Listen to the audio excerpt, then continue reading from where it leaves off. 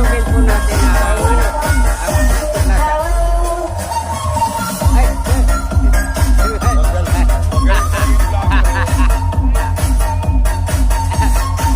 dumating mga kababayang congressman.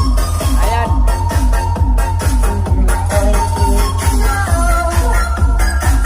Ayan po, mga kababayan. Dumating po ang congressman ng Catanduanes po, mga kababayan. Nagulat ako.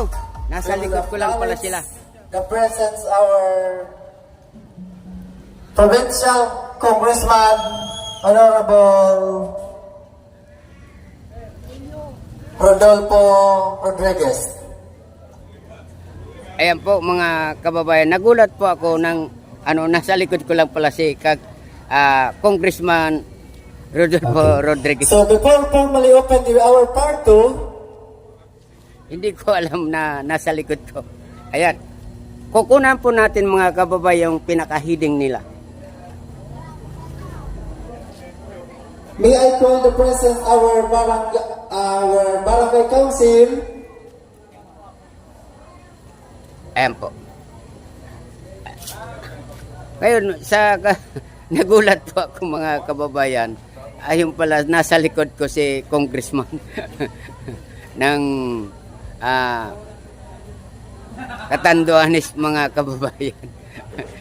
Nagulat ako.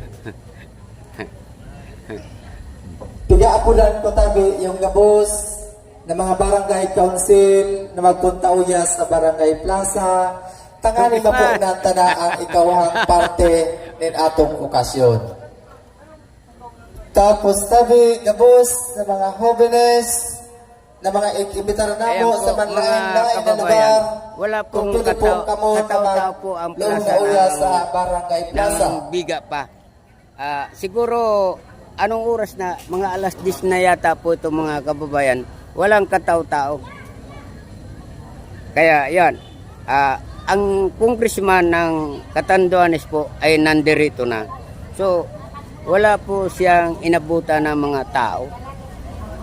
Pero sa gate, mga andito na po sila. Hello. So, ayan po. So, yung mga among inimbitarang tabi na hari sa mga manlain na lugar, lalabas muna po ako. mga jóvenes, Titingnan natin ang labas. Ang entrance is Ayan po. Ang mga jóvenes po, mga is 50 kababayan, pesos hindi pa only. sila pumapasok. So, hindi ko po alam kung bakit hindi pa sila pumapasok. Ayan po. Okay. Ayan po So, sila. good news para sa gabos na mga manlain na lugar. Good news sa inyo, open gate doors. Thank you, Congressman. Open na tayo gabos. Pero, makimahilak man kami. Formal ba itong okasyon? Dapat sa loob ng bayan, bawal man tabi yung Ayan po mga kababayan, wala na pong entrance. Ang mga jóvenes, papasok na lang po sila, walang entrance. Ngayon, libre na po sila sa entrance dito sa Barangay Ogbong ang mga kabataan. Kaya yun, ayan na po sila. Siguro sa sobrang kahirapan ng pera, kaya wala nang entrance po mga kababayan. Marami na pong pumapasok.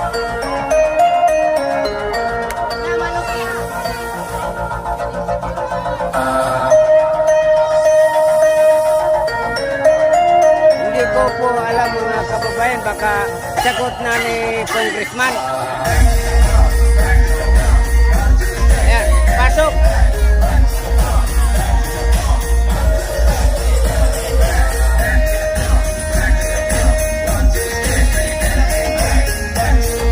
Libre na nga po.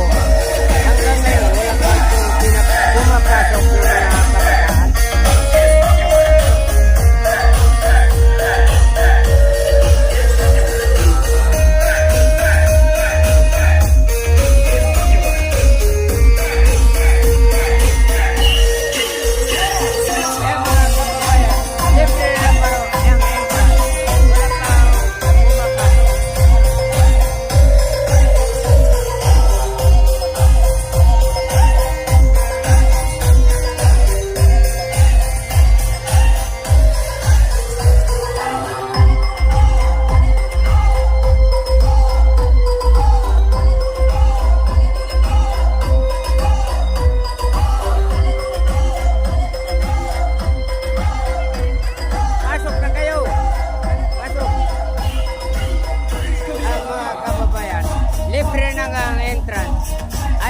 magsipagpasok. Hindi ko po alam ang mga kanilang mga plano. Pero ayan, mga kabayan, pupunti lang ang nasa tao dito sa labas. Ayan. Hanggang dito na lamang po ang papala po. Welcome to my YouTube channel, Ivy Vlog. Thank you, bye-bye. Subscribe nyo and like and share.